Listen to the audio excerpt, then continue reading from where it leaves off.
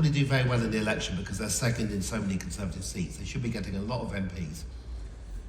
Officially, the Liberal Democrats are for PR, but the last time they had a chance when they formed a coalition, they didn't do it. Half a dozen of them became ministers instead. On average, it was the millionaire MPs who became ministers in the coalition government. And this is my concern because it's our best bet for PR is the Lib Dems demand it as part of a coalition if a coalition is needed. My cynicism or my worry is that Liberal parties don't do actually well in PR. Across Europe, our Liberal Party is probably the biggest of that group, that's the rest of them in the European Parliament.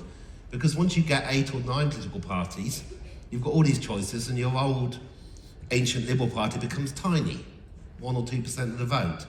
And so it's just a warning to you. You know, if you are a Liberal Democrat, please ask them to actually really mean it and simply demand it as a part of any coalition.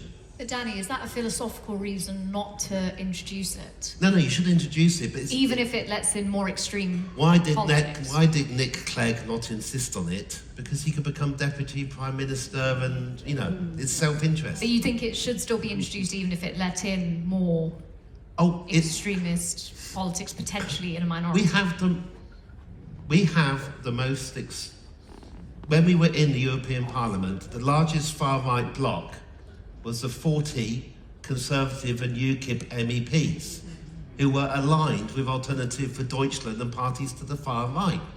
When we left the EU, the largest bloc of far right from the Europe were the Polish MEPs.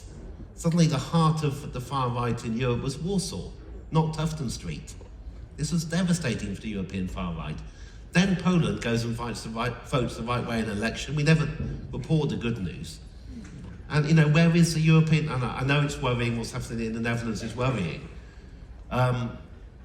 Without PR, we have elected in the most extreme set of politicians.